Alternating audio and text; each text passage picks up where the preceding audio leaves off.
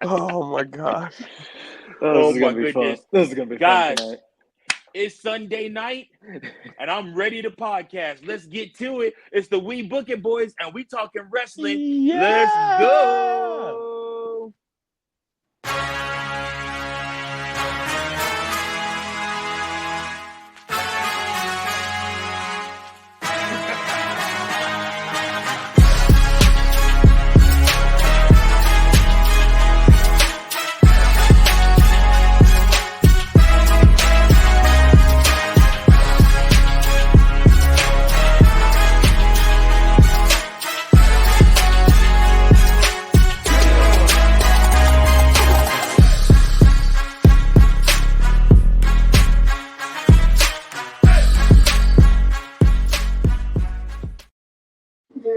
Welcome in, everybody, to the most must-watch WWE, AEW, TNA, New Japan Pro Wrestling podcast out there in the game today. Welcome to the We Book It podcast. I am your host, Virgil, here with two of my esteemed co-hosts. Once again, I have the workhorse, the man we depend on the most to come with all the facts, all the great matches. He is the wise man. His name is Coachman. Gentlemen, always a pleasure, and yes, throw the ones up for the true tribal chief. Yes, sir. And then, of course, my arch nemesis, the bane of my existence, the man that's literally the pain in my ass, but makes this show go round and round. He is Killion Vanilli. What is up, boys? I'm here. I'm ready to spit some heat. I'm ready to go. And there's only two of us, so I get to talk even more. I'm excited. I'm very excited. What was going to be a 40-minute pod just turned into an hour 50-minute pod. Yeah. Let me talk to you. Yeah, let me talk to you. Well, let me talk to all of you guys. First and foremost, round of applause to our man, Jey. Oh, no, not just Jey. Main Event Jey Uso. He finally lived up to his name call and what we have been calling him and knowing him as since 2021, which is Main Event Jey Uso. When he captured his very first Intercontinental Championship, it now puts him in the lineage of the historic Anoa'i family. He is, if I'm not mistaken, the fifth Anoa'i family member to hold the IC Championship. Congratulations, Main Event Jey Uso, on finally winning the big one. How did this make you guys feel? Oh, this match was unbelievable from the beginning. I mean, the hype around it, even if it was just for a simple Monday Night Raw main event, it was the hype that they built it felt like it was a PLE matchup. And they did so credit to WWE for that, but also the near falls. I love it when you get near falls, even if it's not the result you want. Like, say it's Jey or Braun Breakker kicking out of Jey's frog splash or Uso splash.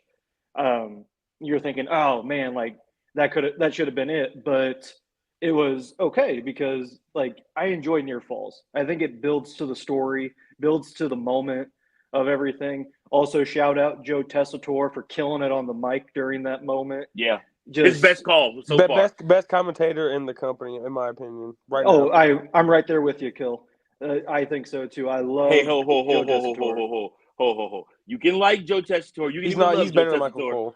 But you're not finna disrespect Michael Cole like that, bro. He's better than Michael Cole. Michael Cole sounds like he was somebody in sports entertainment that got put in commentary, and Joe Tessitore sounds like he commentates sports. You've been trained to say that by the internet wrestling community. Don't you I disagree with most of the internet wrestling community. Yeah, whatever. Sure you do. All right, then. Your turn. Your coach. Keep going, talking. Keep going, Coachman. Keep going. But just in general, I thought fantastic match and definitely a 4-star matchup. And it's not over. That's the thing. People are upset that, Braun Breakker's title reign was too short. Like, who cares? He's probably gonna win it back here soon, if we're being honest. Yeah. Jey's probably going to get a very short IC title reign because he's going to go right back to the Bloodline story. And I wouldn't be surprised if before Survivor Series he loses it. Right. Just because of where the future of what holds for him. They're probably going to have a nice moment when Roman's going to come looking for Jey, saying, I need you. And then Jay's going to have the title and he's going to be like, oh, the tables have turned now. I'm the one with the championship and you're looking for who you are or anything like that. So we'll get that moment, but it'll all eventually lead to him joining Roman. But great match and definitely something I was not expecting, honestly. I really thought Braun was going to win. Yeah, I wasn't either. Like I'm a Braun mark, and when I was like, "There's no way he's gonna lose." And then when he lost at first, I was like, "Man, they might have wasted it." And I was like, "You know what? Don't be a mark because I watch UFC, and there's plenty of guys who win a title in their first defense, they get knocked out when they lose the title." And it's like you gotta understand that this kind of reality based, and anything can happen at any moment.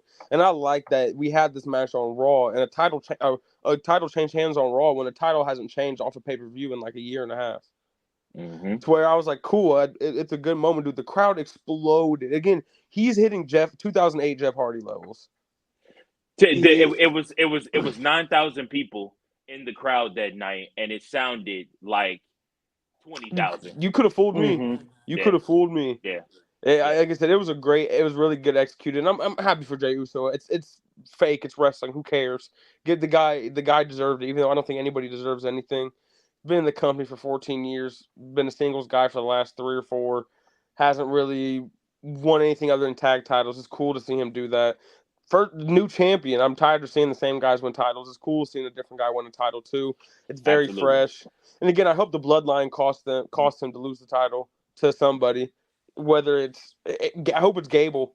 I hope the bloodline. I hope somehow Gable wheels his way into a title match, and then bloodline costs the title, and Gable wins it, and then they take the tag titles off of Judgment Day, the other two, and give them validity because I don't like how they've been booking Alpha Academy or at the American Made, what do you want to call them? They're awesome. They've done a great job, but until recently, they've just been losing. I'm like, why are we using these dudes to enhance other guys? These dudes should be a top faction. Well, they booked themselves into a corner by booking them up against the Wyatt Six because you can't. The Wyatt Six have to have somebody to work with, but you also can't have the Wyatt Six lose matches. Like, you can't do that. So they were in a lose-lose situation, but the way you book them and keep them strong is to turn their focus. A couple of things more about the Jey Uso stuff. I wrote some stuff down because obviously I got my booking pen out and I always keep my booking pen sharp. Jey Uso himself was the workhorse of that whole bloodline feud from 2020, 2021, 2022. He not only did some of the best character work that you have seen a wrestler do, his progression from starting off by fighting Roman to then turn around and becoming Roman's right-hand man, to turning around and then becoming going back and making the Usos more relevant than they ever have been, to then turning around and turning on Roman, to then turning around and making himself into a singles competitor where he can finally be viewed as worthy of winning this championship. His stuff with Sami Zayn, his work with Cody Rhodes, his work with his brother, his work with Solo, his work with Roman. I mean, again, if WWE gave out an MVP award like seasons, like when once a new season started, then Jey Uso would have been back-to-back MVP in my point of view for WWE for 2 years, for 2021 and 2022. He did some of his best work. I'll never forget, it was pure cinema when they did the trial of Sami Zayn, and he was the one to come to Sami's defense. He can get role player of the year. How about that? Back-to-back role player of the year. Nah, you got to give him MVP. He's not the one selling as much as Roman. Like Roman, you got most valuable player. Who's the most valuable player? Roman Reigns. He's the most valuable player on the team. It's not just about selling, though, Kill. It's not just about selling tickets. I mean, I get it. That's how the money is made. Are you just talking storyline wise? Yes. Okay, fair enough. Okay, I retract that. Go ahead. Yeah. The MVP of that story was for a long while, and I think he's been underappreciated, undervalued, if I can say so. And I think it's long overdue him winning this IC championship. Very, very happy for him. Very, very proud of him for that. I immediately took to my X account. I immediately took to TikTok. I immediately took to social media. And like I said, I was a wrestling mark again, because again, like you guys said, you don't expect to see these title changes happen on Raw. I thought like everybody else, like, oh man, they finna do my man's dirty. They finna mess around and let somebody else beat him, take the championship, or let it's going to end up being like Ilya Dragunov and Jey Uso is just going to be that stepping stone. But no, this IC title reign solidifies that Jey Uso should and probably will one day maybe go into the Hall of Fame by himself, minus his brother. He may he could be one of those two-timers. He really correct. Three times. If they put the bloodline in, if they put will he be the first three?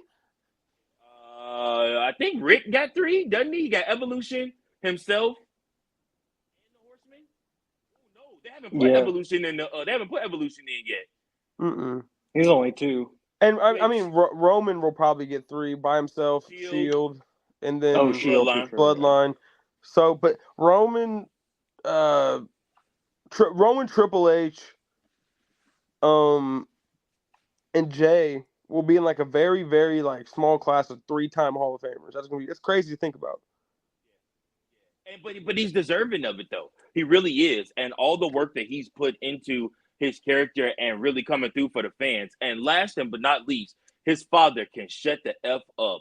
I thank goodness. Like he finally got his wish. Like what I realized what Rikishi was starting to do. Like he was starting to work the gimmick, and create an uproar and an uprising, so people will do what they did for Cody, do for Jay, or something like that. And even with his alarming Instagram post this last week or tweet this last week where he was talking about pray for Jay or Jimmy. And there's nothing wrong with Jimmy. Everybody's like, Jimmy's fine. Like, there's nothing wrong with him. Like, Jay even posted, like, I talked to Jimmy. He's good. Like, everything's okay. It's like, dude, you're just doing stuff to just try to drum up. You can't work the people like that because now you see a thing with Jacob Fatu's brother. I'm like, is he really missing or is the bloodline just working us? Right. So, like I said, it's tough. But like I said, and I was happy to see that Rikishi pieced it up with Mommy, and they celebrated. They celebrated Jay's IC title win together on X. He's gonna be yeeting on Mommy. That's crazy. That's crazy. Oh man, I'm not gonna touch that one. But I hope you don't. I hope you don't. Gross. Whatever. But I am just excited for him. Any last thoughts on Jay? Oh, so okay, Jay comes out tomorrow night celebrating. Obviously, they're gonna give him his fireworks because the pyro was like last minute, and he went out into the crowd to celebrate, so you couldn't even see the pyro. You just heard it going off in the background. So I'm pretty sure he'll probably open up Monday Night Raw, celebrating his IC title reign. Braun comes out, tells him, "Good job, you won one match. I got a rematch, and we're gonna go for it again." Yada yada yada, blase blase, and stuff like that. And I'm sure, being the fighting champion that he is, he's going to, accept whenever Braun wants to. But I'm sure it'll be for a couple weeks or maybe for Bad Blood. Should Braun win the title back immediately, or should you draw this thing out and make a little bit more money off of it? Don't draw it out. Yeah, let somebody else go in there and get the title real quick, and then let either Braun beat him, or just throw Braun in the world title picture, have him fail, then come back down, get the title. Then you can do a thing like they did in the 90s where you constantly had the Intercontinental Champion facing the World Heavyweight Champion. Like the next step up. Yeah, to where now he can get the title back. He's a 2-time Intercontinental Champion. He's more solidified, and he was also on the World Heavyweight scene. He lost, but now he comes back with the title to where I wouldn't care if he had both titles for a little bit, lost one, dropped one, or do something. Just don't throw him right back in there. Let him work for it, and then do something. Just do something different. There's a lot of stuff you can bring from the 80s and 90s that nobody's seen. Yeah. And even just redo it. There's a lot of stuff that's just redone now, and it's awesome. The problem is that people have access to the 80s and 90s. If you didn't have this stuff on Peacock, you could really recycle a lot of stuff and get it over like it was new. Because unless you have videotapes or CDs or something like that, then you wouldn't be able to access that stuff and see it. But people can literally go back and watch Saturday night's main event, the 90s, Monday Night Raw, WWF SmackDown, Heat, and the Velocity in the 2000s and stuff like that, and see that the stuff has been recycled. Here's my thought, guys. I've heard rumors that they are looking at turning Braun Breakker potentially face. That he's going to do a face turn off of this. So he may swerve everybody tomorrow night, and instead of attacking Jey, lift his hand up or whatnot and get out the ring, or shake his hand and get out the ring, kind of almost like that Chris Benoit respect thing. Or he could do that and then turn around and spear the hell out of him afterwards. I mean, like I said, so we'll just have to see which direction they're looking at going. But if they turn Braun Breakker face, he won't win that title back from Jey. They'll end up having somebody else come and take that title off of Jey, which brings me to my next thought and next person. His name is none other than Xavier Woods. I want to talk about Woods because the company is putting a lot behind Woods. They're really finna give him his first real push as a singles competitor. You see it happening. You see it brewing up. Xavier Woods was the one that over the last couple of weeks have been having real heel tendencies. I know we shot out a couple of weeks ago that there might be an opportunity for them to swerve everybody and for Kofi to be the one to actually turn on Woods. But Woods is definitely leaning into the Drew McIntyre style of heel wrestler, where it's like he's not wrong for what he's saying. He's telling the truth, and he's actually justified in what he said. Like, he's justified in saying, Kofi, you bogus for going and talking and telling everybody else the game plan, but not telling me. Kofi, you're wrong for, you know what I'm saying, like I said, having these people interfere. Hey, LWO, you're wrong for interfering in our matches. Like, he's not wrong in everything he said. He's actually right, correct. He's just a dick in doing it. So it's like we don't like him because of that. So I do think that Woods could end up being the next competitor for the Intercontinental Championship. Should they turn Braun face, or should they decide to have Braun lose and not regain that title back from Jey? Xavier Woods, you guys also mentioned Shorty G, as well as thank you. At least somebody popped for that one. Thank you. No. We don't talk about that. I watched the Vince doc. All I can think of is Shorty G. I don't know. But I think what you said was a good idea, and again, I think it'd be better for Xavier than Gable, because you could use the Jey and Xavier thing because they both were win against each other in the tag team division and stuff like that, and you could use that. And again, now Jey's the babyface, Xavier's the heel, and beforehand, most of the time the Usos are bad guys, New Day were good guys, to where it's a different dynamic, and I like that. And dude, Xavier Woods he's doing a good job. Again, I never thought me and my dad were fast forwarding through the New Day for the last like 6 months until this last month or two, and they've been cooking. They've been doing their thing.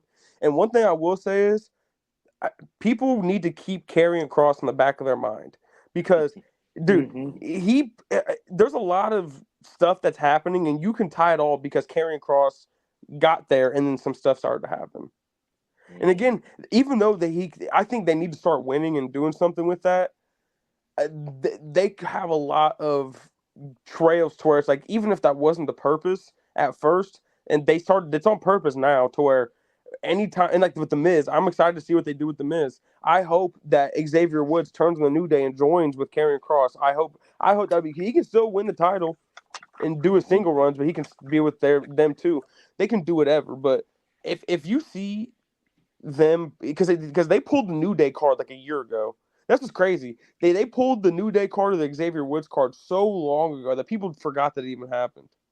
To where that's where Triple H is fire. He just the long. He plants the seed. Very good. Yeah. Karrion Kross plants the seed of doubt and deceit within the group friendship.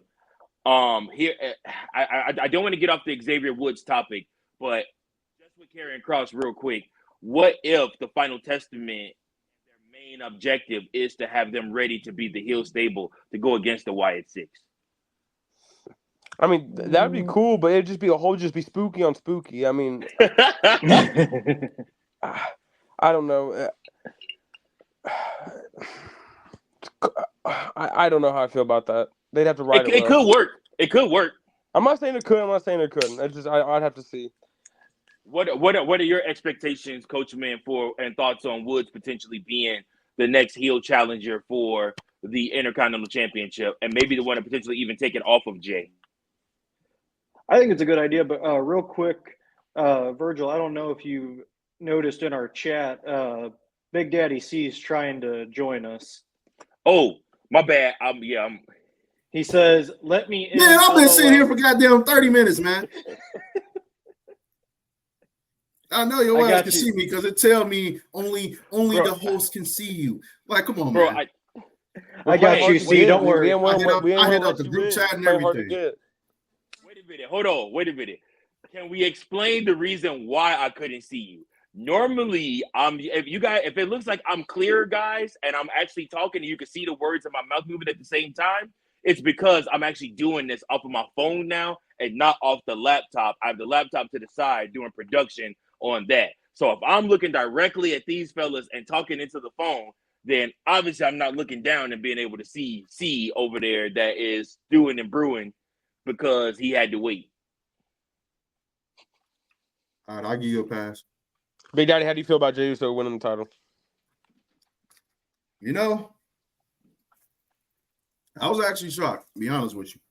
I thought Braun was going to retain. It was going to be the match that it ended up being, but Braun was going to win. Yeah, it's one of those like special nights where you don't expect somebody to win a title and they end up winning it, and it's like this big shock value, and then the crowd is just completely into it. Like, I remember so during like the Authority era, like when it was like crazy, and Roman was pretty much like one of the centerpieces of it, and he had lost the title against Sheamus. Sheamus cashed in on him, and I think probably 2 weeks later, he had the rematch, and then Vince McMahon was the special guest referee, and then Roman basically went rogue, super punch Mr. McMahon, and then basically beat Sheamus. And it seemed like Sheamus was gonna win because like he hit him with the broke like 1 or 2 times, and Roman still kicked out, and then Roman ended up winning with the spear, and it was just like, wow, I didn't expect Roman to win, and win the title back. So it was like a crazy night, just one of those rare occasions where, tag team, not tag team, but titles are changed. Another example, when Seth and Dean won the tag team titles the night that Roman pretty much stepped away due to the leukemia situation, and they end up winning, only for Dean to turn heel right after that. So those just rare occasions. So I was shocked that Jey won. Me, I've been one of the people that's been on the board he may never be able to get out of the tag team realm. I don't know if he can do this thing, long term without Jimmy.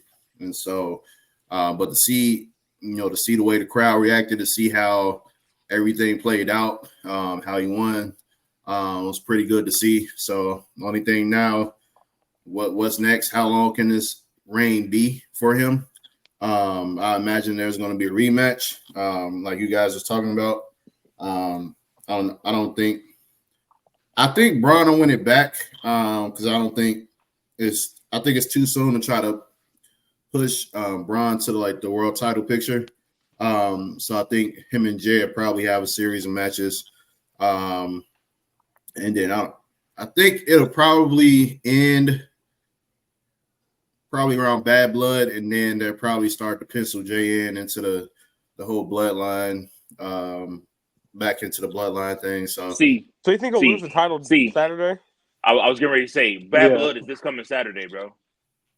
Oh damn! Okay, never mind. Oh shit! It's wild because I ain't gonna be able to see it because I'm gonna be at a wedding and shit. So tell them you got other things to do. Listen, have the phone. Hey, yes, I was getting ready to say you got Peacock on your phone, dog. Put the app on your phone. Put an AirPod in. This is the second time I have a pay-per-views going on, and I'm at a wedding. It's crazy. Or put it in your pocket, even if you gotta be in the wedding, you got an AirPod. I'll watch it on my phone. But yeah. Hold on, y'all. Listen to me. I DJ'd a whole wedding during Clash at the Castle 2023 when Drew went against Roman for the Universal title. 2022, but yeah, that's crazy. 2022, whatever. Oh, well, it was 23. It was last year. No, it wasn't. Roman, you sure? I know it wasn't last year. Roman versus Drew was not last year. It was 2 years ago. Yeah, time's going by quick, brother. Yeah, because that was still in the heart of the bloodline. Yeah, that's when Solo made his debut. Yep, It was yeah. 22. Yeah, I'll watch it on the Peacock app. And also for everybody, this is why he's the bane to my existence right here, because he does little smart aleck stuff like this. Don't you check the booker? I'm the booker, damn it. Nah, I love you, Killy. All right, so one other thought about this whole IC title madness. Before Jey Uso went to the ring, he was approached by Sami Zayn. What are your thoughts if Sami Zayn ends up turning on Jey Uso and going after him for the Intercontinental Championship? That'd be stupid. No. That'd be stupid. Because he's trying to get a world title shot. Yeah, he's trying to get a world title shot, and they can't fuck up or mess up. Sorry, I apologize. So I won that bomb on YouTube. They can't mess up the for the Survivor Series. You got to have Roman, the Usos, and your honorary Us. You can't mess that up. Man, hey, I feel that. You can't mess that up. All right. That's fair. That was my only thought. That's my only thought about that. Speaking of turning heel, though, we're going to turn heel for a second, and we're going to switch over. And after Who to Watch For, we're going to be talking about Kevin Owens and Randy Orton potentially turning heel. But first, we have got to do one of our awesome segments. It's Who to Watch For.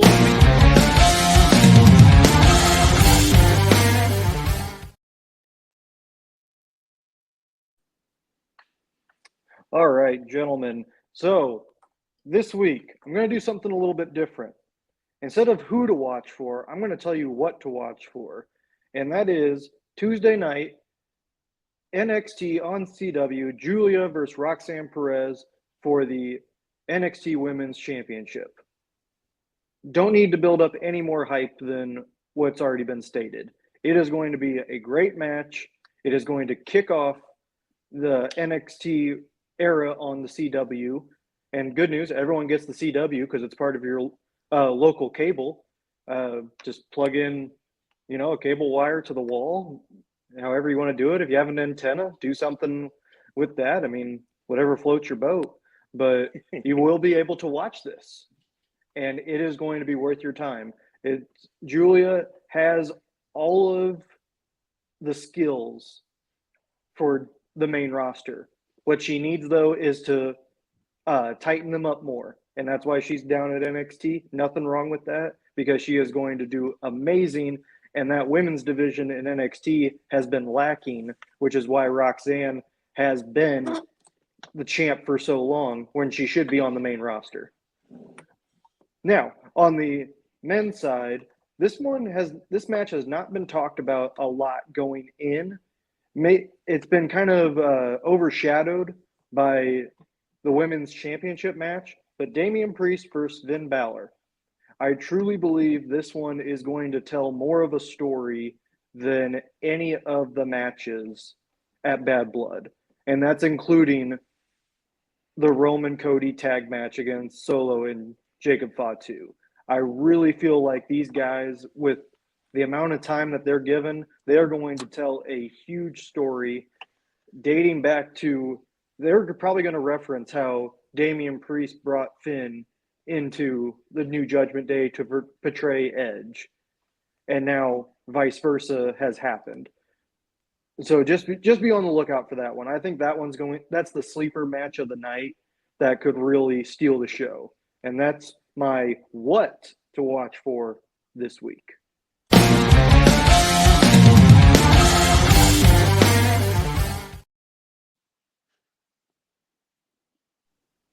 All right. Thank you, Coachman, for the who, or as I should say, what to watch for in wrestling this week. Thank you for that.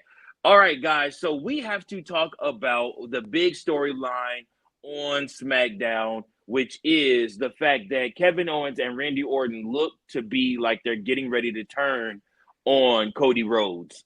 This allows Cody two solidified competitors to go up against for the WWE Championship, you can literally book this out all the way until the Royal Rumble, up until it's time for Cody to head towards the road to WrestleMania, or have Cody lose that championship.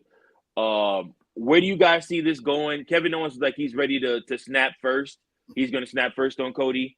As we may see that as soon as Bad Blood, as early as Bad Blood, or they may hold it out for the. I'm still of the belief at Survivor Series, Sami Zayn is not going to be in the War Games match. I'm of the belief Cody Rhodes is going to be on the team with Roman. Like, call me crazy. I don't think it's going to be Sami. I think it's going to be Cody. I think Cody's going to be on teams with Roman. I'm of the belief that that these two are gonna team together again. This ain't like the Rock and John Cena once in a lifetime thing and never again. They did a Survivor Series years ago. Like they're going to team together again after this. I sure hope not. Why not? I'm sorry. I want the bloodline to be the original bloodline versus the new bloodline. Keep Cody out of it. If Cody wants to be the referee on the outside of the cage, unlocking it and letting him in, fine. But if he wants to be the one counting him down or whatever, I just unlocking the cage. I don't care. Just he should not be in the match. This is where they need to bring the Rock back and have the Rock be the head of that team and have Roman be the head of the other team, and that's how they need to do it. I don't know about you guys, but I believe we won't see The Rock until the first Raw in January. Which is silly if that is true. I'm not saying you're wrong, but if that's the case, it's very silly. I mean, yeah, like I said, I mean, Survivor Series is literally Rock country. That's literally his pay-per-view. It'd be perfect time to bring him back to that pay-per-view. That's true. The Rock has had a lot of success at Survivor Series. I can only remember one or two where it didn't turn out in his favor. Obviously, he won his first WWF Championship at Survivor Series. He debuted at Survivor Series. He had that tag team after John Cena at Survivor Series. Mm-hmm. He also saved the WWF from the Alliance at Survivor Series by pinning Stone Cold Steve Austin for the first time, at Survivor Series. So, yeah. And again, my ideas never come to fruition, but they always make sense. That'd be perfect. Why wouldn't you have The Rock be the head of the new bloodline going against Roman and have him plant those seeds for having them to wrestle at Mania? I mean, we could very well see a WWE Championship match where it's a triple threat. Maybe Randy, Cody, and Kevin all going up against each other. That'd be a lot. There you go. That'd be awesome. And Cody can even win that. Cody can win it. I just don't think he would. I believe he would. And I don't think they should turn Randy heel either. I think that's silly. Do not turn Randy heel. Do not turn him heel. What do you think about all this, Coachman? So I agree with you, Kill. I don't think they should turn Randy heel. I think he is so over right now that even if you make him heel, the crowd's still going to be like, that nostalgia factor is going to kick in of like, oh, he's like what he was back in when he faced John Cena. Like, this is awesome. Like, we love this version of Randy, and it's just not going to – it might not work. But – and you kind of lose money, too. Like, he's so over. You don't want to lose merchandise sales. Right. Here's the thing on that. Were you finished, Coach, before I go?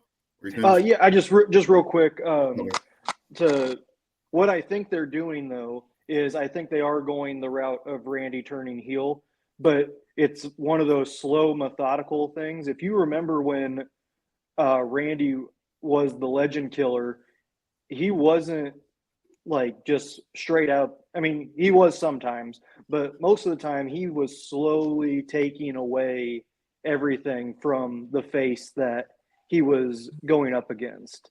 Triple H, John Cena. Yeah. I was going to say Mick Foley would disagree. The stairs he found. Well, yeah. I said there was a couple. Them damn stairs at Madison Square Garden, boy. He kicked them down the stairs so bad, bro. And listen, if anybody knows how to take a stair bump, it's Mick Foley. Because The Rock knows how to take every bump. In that match, in that empty arena match that they had for the Super Bowl halftime heat, The Rock kicked that man down the stairs, and I declare, Foley went through 3 flights of stairs, just rolling, just. I'm like, wow, like that man know how to take a stair bump. That was crazy. And like the last set of stairs, that was mainly Foley just still pushing himself down the stairs of like, I gotta really sell this. Yeah, he caused the momentum, bro. He'll hit like 4 stairs, and I bet he would stop. He's forcing himself to keep going down the stairs. Him, and the Undertaker took the worst stair bumps because the Undertaker he always drove his knees into the stair, like into the stairs, to get into the ring, like the steel stairs, like where they and somebody will always take his own momentum and pull him towards the stairs, and he'd go knee first into the stairs, then go over the stairs. He's so big too. He should not be doing that. Yeah. Sorry, Coach. Keep going. No, you're fine. But what I think they're doing is, so if you on Friday, Randy tells Cody like, "Hey, yeah, only come out if the Tongans come out," and he said, "I'll relay it to Kevin and let him know." Well, at the end, it looks like Randy didn't tell Kevin that. So KO's thinking like he's not listening to Cody, or Cody's not listening to him anymore, planting that heel turn. And once KO turns heel and him and Cody have their beef, that's when Randy's going to strike and turn heel and come for the title. So maybe a little preoccupy Cody a little bit, so that he doesn't know what's going on and can't see Randy Orton coming out of nowhere with the title and coming after him. What do you think, Big Daddy C? Get into this. So I think just to touch on the whole Orton turning heel thing, what people need to realize is that if they're expecting, like a lot of people want Orton to turn heel, but if they think that we're going to ever see like 09 Orton heel again, it's not going to happen. Like, at least not on SmackDown. It's not going to happen. Like, he had to switch to Raw once they go to Netflix, but he is so far removed from that era of heel, like that I don't think he wants to go back down that road just from a physical standpoint, because that was prime Randy Orton. That man was about as slim as he could possibly be, fit, everything. Like, that was the best of Orton, his apex. That was the top tier. But like, I think it'll be I think KO will turn heel first. Like, they pretty much, it's been brewing. Like, the fact that, I mean, you have the foundation there, him being so pissed off with the bloodline and how everything happened, and then he sees that Cody, the one person that's been suffering at the hands of the bloodline, still are, and he's basically aligning himself with Roman, who was pretty much the leader of this whole thing, who started all of this. Now he's aligning himself with him. Like, I can see why KO will want to turn heel. Like, dude, what are you doing? Like, they made our lives a living hell over the last 3 or 4 years. Like, now you're gonna align yourself with the main guy that was the head of all of this. And so I definitely see KO turning heel. Will it be during that match? I don't know. Like, that's where I think that's where like the tricky part comes in. Is KO going to interfere in that match, or like we don't know what's going to happen at Bad Blood. So I think we got to see what happens with that first, and then that'll probably set the tone for everything else with Orton, because I don't know how they're going to have, unless you do it on SmackDown. That'd probably be the only way I see it happening, like the SmackDown before Bad Blood, but that would make no sense. But I think if you did it afterwards, because once the tag team match is over, then Cody can go back to doing his own thing, and now he can focus on whatever else, because now Bloodline, they should be done with Cody and then focus their attention to Roman. So, and then that'll set up the Survivor Series stuff. I don't know if Cody will be in that War Games match. I don't see it happening. But yeah, that's my thoughts on the whole storyline. Good point.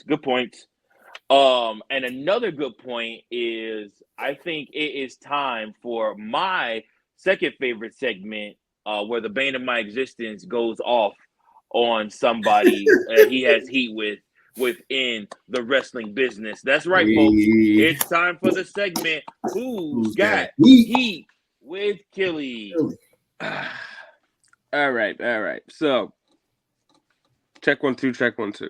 All right. So, after watching this Vince documentary, it makes me appreciate Hulk Hogan even more. Oh God. I'm not talking about the person. Okay. There's some things in the documentary that he said that was bullshit. Okay, you're lying. But there's some things he said where I was like, okay, good for you, Hulk Hogan. You're kind of the shit. And he, again, I've said this before. He was the main dude of the first big renaissance in wrestling, and then he also did it against the company that he made huge. And he said it in the promo. Up north, I created a monster. Excuse me. Up north, I created a monster, and I put money in people's pockets, and I made people rich, and that's the truth. And then he went and did the same thing in another company, and he dealt with a lot with Vince too. He knows Vince better than anybody, and he went through a whole bunch. And I'm not saying I'm standing up for anything he did as a person, but as a performer and as the Hulk Hogan, the character, I think he's awesome. Anybody that has heat with him and doesn't give him the Mount Rushmore status that he deserves is a mark. Virgil. Sorry, I had to get that off my chest. So I have heat with Verge because he always hates on Hulk Hogan. Hulk Hogan's arguably the greatest of all time. He has a way better chance of being the greatest of all time than John Cena. Oh, here we go. Oh man, here we go. Save it for the after pod. All right, save it for the after pod. Good thing I went and got my water. Thank you, Killian, for your Who's Got Heat with Killian today. I appreciate it, sir. You did a very good job, even though it was crappy. Moving right along. Need to change so are you going to keep it as Who's Got Heat with Killy? No, it says Who's Killy Got Heat with. That's what it is. It's okay, Who's Killy so got. You probably need to change the graphic then because it still shows Killy Willie's hot takes. I literally change the name of that thing every week, so I don't know. I'll probably have a different name for it next week. What we need to do is I just need to be crazy on social media and try to get a comment, a reply or two every week of somebody just pissing somebody off. Hey, it seems there you go. Whenever we got hot takes between any of us, that's where the more engagement comes in. So yeah, sure. But hot takes that make sense, not the hot takes where Trish Stratus is mid and wouldn't that's nuts. Yeah. That's just.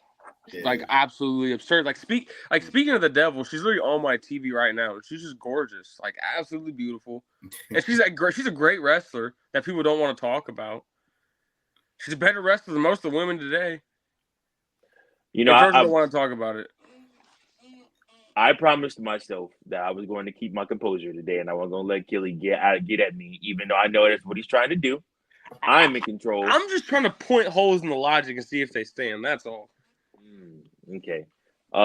Well, point holes in this logic. So we have Nia Jax, and she is right now looking to dig her own grave. This past week, Bayley won the opportunity against going up against Naomi, who has a BBL. Going up against Naomi to now that booty natural. Thank you, Killy. Thank you. I know what it be. That booty's she's just black and beautiful. This man think everybody got a BBL, man. Everybody ain't got a BBL, man. If it jiggles, that ain't no BBL. Thank you. It don't jiggle. That's the whole purpose. That's the whole point. It's firm. It's because it's muscle. Because she has more testosterone than me. Bro, it was a BBL and they out here squatting and stuff trying to do these exercises. Boy, that thing on burst. What you talking about? Natalia got a BBL on her cheekbones, maybe.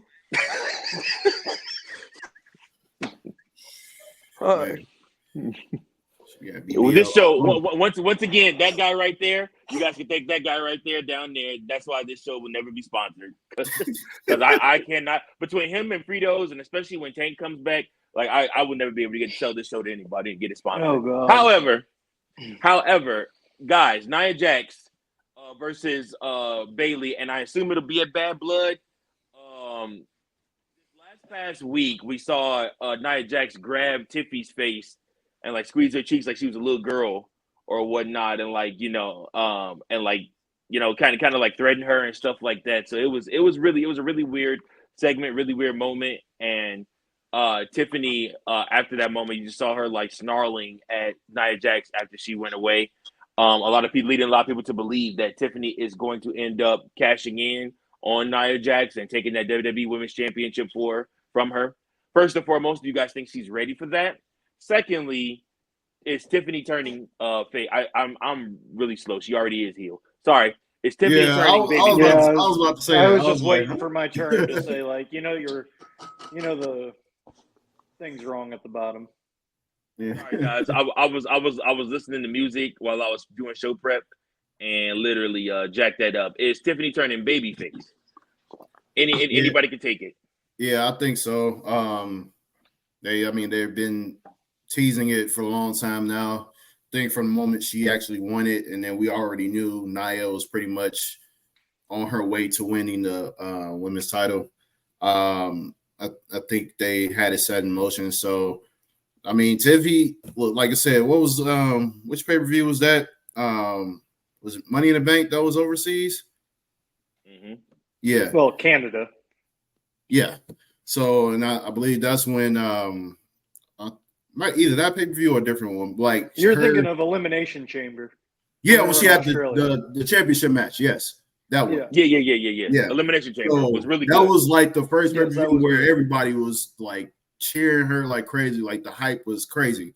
And so I think since then, like they've been planting the seeds for her to be a champion, and so I think now it's time to do it. And she's Mrs. Money in the Bank or Tiffy in the Bank, if you want to call her that. I think it's time to go ahead and go ahead and do it and give her the title. Now, obviously, her and I are going to feud after she cashes in on her. Or who knows? Like we've said before, there could be a possibility she goes after the WWE Women's World Championship. Like, cash in on either Liv or Rhea. Who knows? So, but I think I think it's time. Like, I think by the end of the Bad Blood pay-per-view, she will have some type of gold around her waist. So yeah. Is that a booking moment from Big Daddy C? Yes, it is. Okay, all right. That's official. Mark it. I like it. Coachman, what do you think about Nia Jax, Tiffy, and their impending feud? When I think of this feud, we were talking about reusing storylines and everything from the 80s and 90s. I'm seeing this storyline kind of similar to one about 5-6 years ago with Nia and Alexa Bliss, where Alexa was the champion and Nia was the kind of sidekick, making sure Alexa always won and everything like that. And then it turned into Alexa bullying Nia like crazy.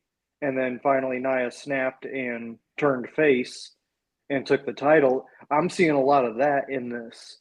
I don't think it's going to be as soon as you see, but it's going to happen. I feel like it's going to happen probably right before or right after the Royal Rumble. Maybe even during the pay-per-view of the Royal Rumble. She cashes in after Nia defends the title. But yeah, it's definitely happening. She's over with the crowd. We'll see the reaction this next week when she battles Naomi, because you have two crowd favorites going at it.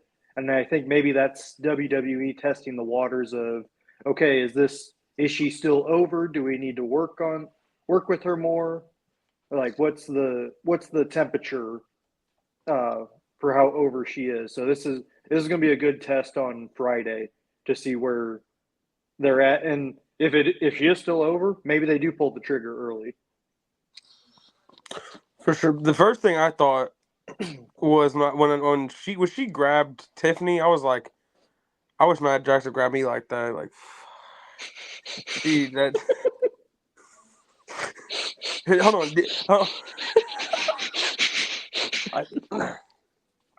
Hey, be careful now. Be careful now. She might injure you, bro. Dude, with that bonsai drop, whatever you want to call it, dude, she would crack my sternum. Not even that. Good. Just in general, she botchamania out here. So my hole. Yeah, she might. It might seem like it's supposed to be something sexual right off the jump, but it might end up being catastrophic. No, but hold on, Mike. Virgil, do you think Nia's got a BBL too? No, I don't. She has that's on Natty. Yeah. She's natty. She's natty, not natty light, natty heavy. Yeah, she's got it. She said natty. He said natty heavy. That's crazy. Yeah. But no, I'm excited. I think Tiffany's great. I just don't know how long her character can be babyface. She's a prick. Like, I don't know how you can cheer for her because she's daddy's little princess. Like, yeah, we the crowd cheers for her because she's good, not because not because we want to boo the character. And that's something I wish fans would do a little better job about, or the company would write the character more to where I don't care how good they are. If they're a bad guy, they need to be a bad guy. I not everybody needs to be a tweener. Just because, like, bro, I love Drew McIntyre, and I'm going to Raw Monday, but he's a bad guy, and I'm not going to cheer for him. I'm cheering for Punk.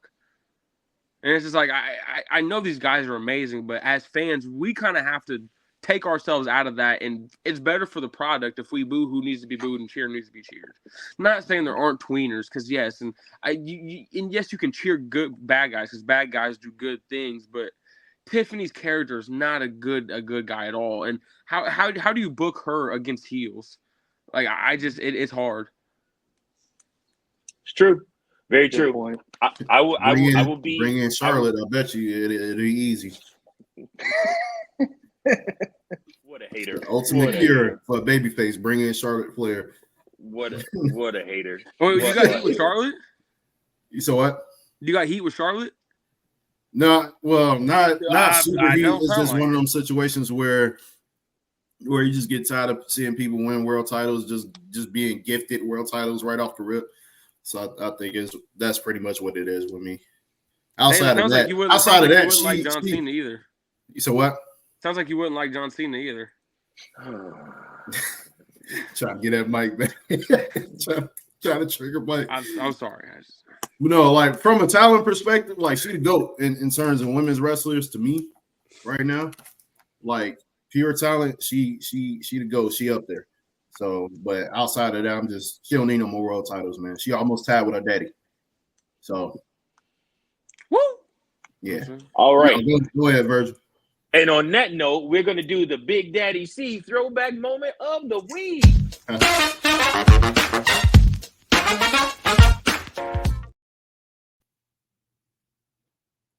All right. We'll take it back to October 7th, 2007. 2007 No Mercy pay-per-view, which is the 10th annual pay-per-view under the name.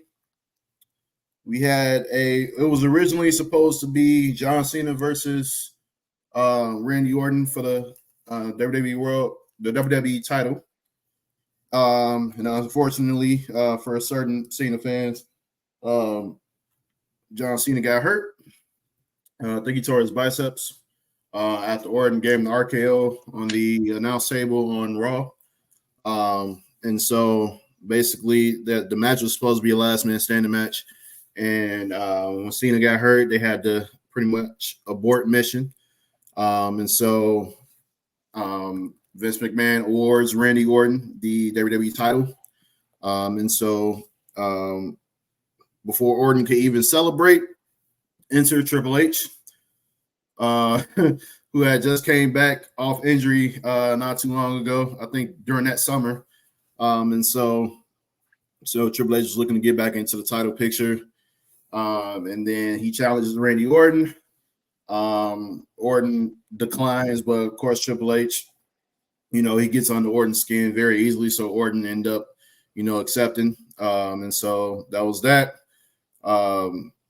First, I want to say it might have been the first match or either one of the first three matches on the card. And then Triple H ended up winning after Orton went into the turnbuckle, pinned him up, schoolboy. 1, 2, 3. Triple H wins the world title, WWE title after so long of not having it. And so that was that. And then Orton's pissed off. He's like, I want my rematch, blah, blah, blah. And then Vince McMahon comes up to Triple H like, hey, don't forget, you had a match already tonight against Umaga. And now It's for the WWE Championship. And so he goes against Umaga. He beats Umaga, retains the championship. Then Vince McMahon's like, all right, your night ain't done yet. Rematch. So instead of it's supposed to be John Cena, it's going to be you and Orton, last man standing match. I know Triple H is like, God damn, man. Like 3 matches in one night. I'm like, nah, I got to finish with a last man standing match. There it is. So him and Orton, back and forth, those chemistry between those two in the ring is amazing. And, they going like just all out brawl, bleeding between both of them. And Orton pretty much he finishes off RKO on the announce table. Triple H couldn't get up to meet the 10 count. Orton wins and gets the title back. And that ends an very eventful pay-per-view at No Mercy in Chicago. And so that was back when pay-per-views in Chicago were Rosemont were really amazing. And so that is my throwback moment of the week. Go back and watch that No Mercy pay-per-view. It was a great pay-per-view all around, not just that one rivalry. So, yeah.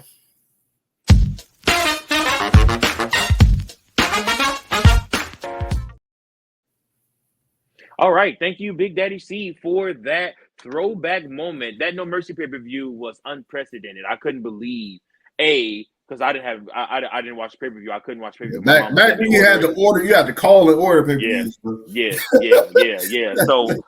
So moms didn't let me order the pay-per-view. But I came to school the next day, and my best friend at that time was like, bro, Randy Orton's WWE champion. I was like, what? He beat John Cena? He was like, nah, bro.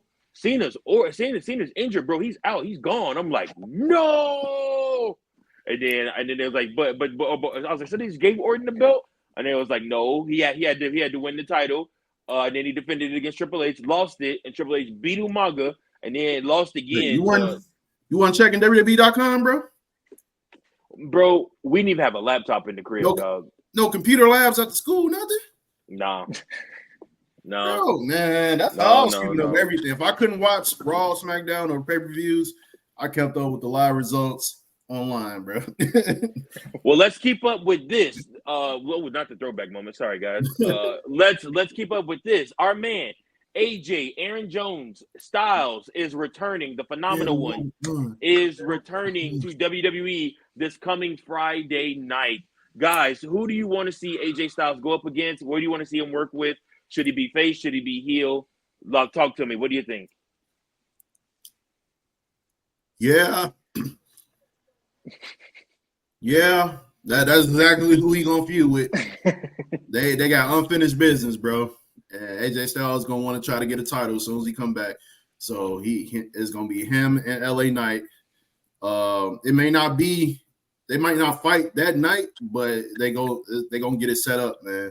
I think he still got some bad blood with LA Knight. You know what I want to hear? They got stuff with TNA now. He better start coming out to get ready to fly. I am. Bro, why can't they? You don't understand how much I want him to use that theme in WWE right now. Dude, that theme's dope. They're cool with TNA, bro. Why don't they just start doing that? That'd be awesome. I'm tired of hearing this. You don't want none. All this terrible remix of a good song. What are we doing? Yeah, I don't like the remix, man. I don't like the remix. Bro, I'm starting to think Def Rebel's actually deaf. Like it's horrible. Like it fits the name, but they're terrible. but no, AJ Styles is awesome. He's the man that built SmackDown. It's AJ Styles' house. So I think they could use that. I think that they should. No, they can't because they just put him in that. He was just in the heavyweight title. So he's got to go back down. But what if he takes off LA Knight again? I wouldn't mind that. I'm not saying I wouldn't mind that either. But they have LA linked to this Andrade and what's the name storyline? This Andrade and Melo storyline. No, for sure. So I'm not sure exactly what they're going to do. But AJ's awesome. I'm excited to see him. It's another star on the show. For this show going to 3 hours, I need some more star power. For sure. What do you think, Coachman? Yeah, I think he will eventually go after the U.S. title with LA Knight. And this just kind of popped into my head. So right now we're looking at LA Knight and Andrade. They're it looks like they're probably going to have a rematch coming up soon. Maybe even after LA Knight faces Carmelo Hayes. I would not be surprised if AJ Styles and Carmelo Hayes go at each other first, just so that Hayes can kind of reignite the conversation of, hey, I was the number 3 overall pick in the SmackDown in the WWE draft. And they were talking about that on commentary during his match against Andrade. And they said he's been too cocky. He's been losing a lot. So he's trying to remind people how good he actually is. And who better than to face AJ Styles and try and get that reputation back. And I think we all know that AJ Styles, his career is coming to an end soon. People wondering where he's been on TV. Well, I'm pretty sure he's been with his family because his son is going away to college, or he's in the senior year of high school. I can't remember. And he's a really good baseball player. Like, might be getting scouted baseball player. Yeah, so he's I'll strike him out. I'll strike him out. He don't want none. He don't want none. I'm kidding. So yeah, he's been with his family, and it's not like WWE's not using him or anything. I'm sure he has said like, "Hey, I want to spend time with family," and they're like, "Okay, cool. Like, just let us know when you want to come back, and we'll get you back in a storyline." But I think Carmelo Hayes is probably what the route that's going to happen, just so that Hayes can get his reputation back up, and then also AJ Styles helping a young guy get over, which is where he's at in his career right now. I like it. I like it a lot. We will see what happens with that. And then one more last quick hit before we do Frito's Fave 5. Guys, we got to talk about it. Bryan Danielson versus Nigel McGuinness on AEW Dynamite. They did their show from where were they at? I think they were in Long Island for this show this last past weekend. This last past week, Wednesday night. And what I really wanted to get to is this is one of those times where I felt like Tony Khan's booking got in the way of what could have really been a really good feud. These two men have fought each other tooth and nail in Ring of Honor. They both were signed WWE contracts and were headed to WWE at the same time. However, Nigel got injured, and Bryan Danielson became Daniel Bryan and had the run of a lifetime in WWE. Will potentially probably will be a Hall of Famer at one day. Meanwhile, Nigel McGuinness will probably never get the career and the recognition he deserves. But just how great he was, especially in those NWA days and in those ROH days. What did you guys think of this match? Do you guys think Tony Khan missed the opportunity to have this be something bigger? What, he in TNA too? Yes, he was. He was in Fortune. Yeah. Fortune 4. He was the one who challenged. He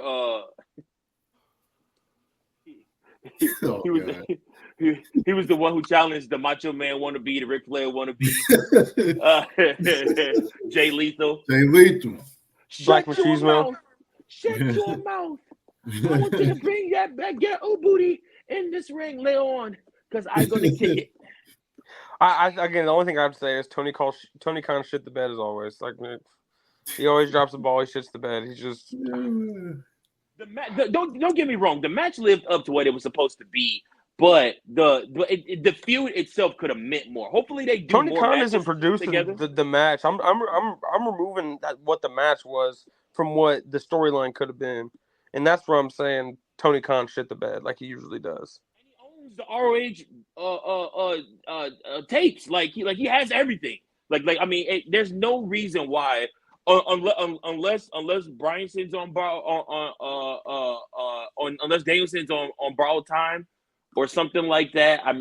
I can't see why they pushed this match to happen so quickly. You don't got an extra 2 or 3 weeks to do something. Like right. That's where I don't. Right. That doesn't make. They already got him and he about to fight Mox, right? Mm-hmm. Right. So why? I'm like, you don't want to throw him into a whole another rivalry. When you already got him going against combat club. But what Verge is kind of saying is like, even if that's the case, then why put Nigel there? This is too good to just be a throwaway thing. Yeah, that's the point. Yeah. It's not that what he's getting into. It's why use Nigel then when you just waste now. If you go back to it, it's gonna be weird, dude. They should, the first time they went to this should have been a feud, not a match. Yeah, Agreed. What do you think, Coachman? Yeah, the build up to it was, I mean, all it was a video package, and I don't even think it even showed the history of their rivalry with each other or the history they've had together. I think all it was more of validating both of them as just career wrestlers. That was it. It wasn't anything about a feud or anything. I think it was more just to tell people like, hey, yeah, Nigel was actually pretty good, but even then they didn't give him enough credit with that video package. And also shout out to Nigel. He killed it in this match. Yeah. I thought he was unbelievable. And I hope this leads to him wrestling more. Who knows? I didn't know he could go like this. I didn't know he could still go, to be honest. Yeah. That's what I was surprised. He showed a lot. Too. He showed a lot. So I hope he keeps going. All right. Nick Aldis or Nigel McGuinness? Ooh. Nick Aldis. I gotta go Aldis. Okay. Hang on. His run is Aldis, Magnus Adam and Pearce. TNA. His run is Magnus and TNA. Oh, Nick Aldis over Adam Pearce all the way. I know. Listen. I just wanted to hear what Adam Pearce can cut a promo, bro. Let me tell you. He's a 5-time NWA World Heavyweight Champion. We will put respect on Adam Pearce's name. Wait, huh? But yeah, Adam Pearce is a wrestler, like in NWA. Yeah, bro. Well, I knew that, but like he's been a world champion. Yeah, 5 times. 5 times. In NWA? NWA World Heavyweight Champion, bro. Come on now. Yeah, no, he was the real deal back in the day. People don't know, but like I said, a lot of the guys we're enjoying in WWE and in AEW had to work their way through a match or a feud with Adam Pearce. He has a very good track record. He looked like Adam Pearce now. Just I'm about to go back and watch some of his stuff, man. Just in a single leg. Yeah, it's literally just Adam Pearce in a single. It's crazy. I'm scared. All right, guys, and to finish up this episode, because we're running short on time, it is time for the Fritos Fave 5. And since Fritos isn't here, I'm going to do it this week. So check it out. Mike Jones, hit my music. Yes, sir, I will. There we go. Guy thinks he's the Rock. Dude love going on, talking to himself. Bang, bang. So, here we go. Here's the Fave 5 for this week. It's trash. I'm totally botching this. Sorry. Whatever. Music will start when it starts. But I'm going anyways. It's time for the Fritos Fave 5. And first and foremost, at the number 5 spot, I do have that man we just got done talking about, Nigel McGuinness. He basically carried this feud, if you want to call it that, with Bryan Danielson all by himself. He literally was the feud. He was the one that came out and called out Bryan Danielson and he didn't even challenge him for the world title. It was just wanting to show him who's better, who should have been in that spot, and it's deep-seated out of straight up hatred and jealousy. And those are the best WWE feuds. And then, of course, Nigel got back into the ring and showed he still has what it takes to go in the wrestling ring. Next up, I have number 4. Drew McIntyre came out and cut a great promo. I thought this promo this week was better than what CM Punk did last week. I really enjoyed Drew's promo. He seemed so serious. Again, we've mentioned on this podcast many a times, this Hell in a Cell needs to rival some of the Hell in a Cells of the past. I'm looking forward to rival Foley and Taker, Triple H and Foley, Taker and Orton. Like this is the culmination, the ending of this feud. They have to go to hell and they have to fight it out. And I think Drew solidified that with his promo. Coming in at number 3, and not only did you didn't see him this week on AEW Dynamite, but it is the AEW World Heavyweight Champion, Swerve Strickland, who was on The Breakfast Club last week. I've thoroughly enjoyed his interview on The Breakfast Club that he gave. He talked a lot about his insight at AEW and how the differences between working for AEW and working for WWE. Gave some props to Shawn Michaels for how he helped him become a better wrestler and a better superstar and bring to light this bigger than lifestyle personality that we know now as Swerve's House. Then again, we have coming in at number 2. Now, some of you might hate me for this. Some of you might love me for this. But I think Finn Balor is number 2 right now on this Fave 5 list. I love how Finn Balor is going up against the Judgment Day. And not going up against the Judgment Day. Going up against the Terror Twins. I'm super excited for his feud with Damian, his match with Damian this coming Saturday night for Bad Blood. But more importantly, I love that he gets in the face of Rhea Ripley. And again, he's that heel that's telling the truth. A lot of times we don't like the truth, and that's what makes us hate the heels, because the heels tell the truth in a serious manner. But nonetheless, Finn Balor has been tearing it up on the screen. I love to see him on my screen. I love his promos. I love this heel dastardly Finn Balor that we're getting. The Prince is back, y'all, and he is in control of the Judgment Day now. And last but not least, everybody do it with me. 1, 2, 3. Yeah. Yes, sir. It's that man himself, Jey Uso, the brand new Intercontinental Champion. Could not be happier for him. Great match.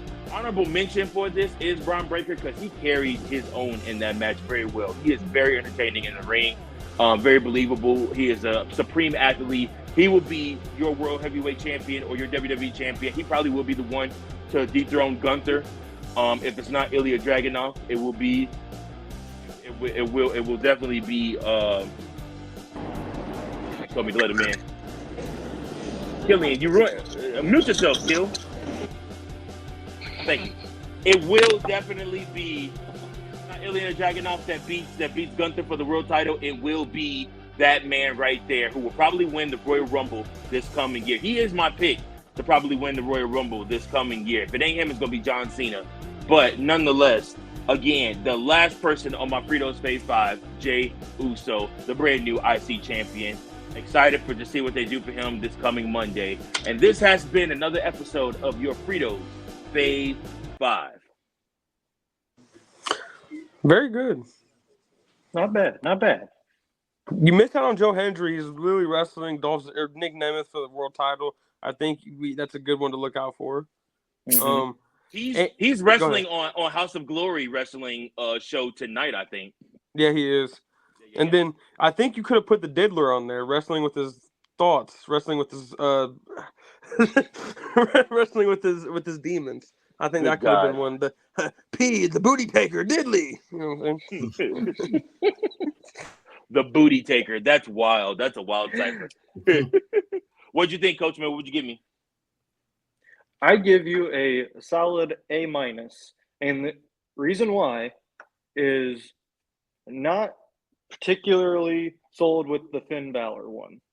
I think move him down to 5, move everyone else up, replace Finn at 5 with Gunther for being the ultimate troll on Monday Night Raw, coming out in full gear with his title around his waist saying, Sami, you've been asking me every week for a title shot, and you've been trying to prove to me you deserve one. Well, I say you still don't.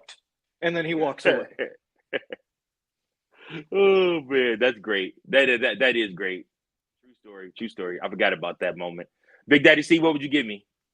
Yeah, I'll say A- as well. I'm not sold on the Finn Balor. I say just take him off completely. Who would you replace him with?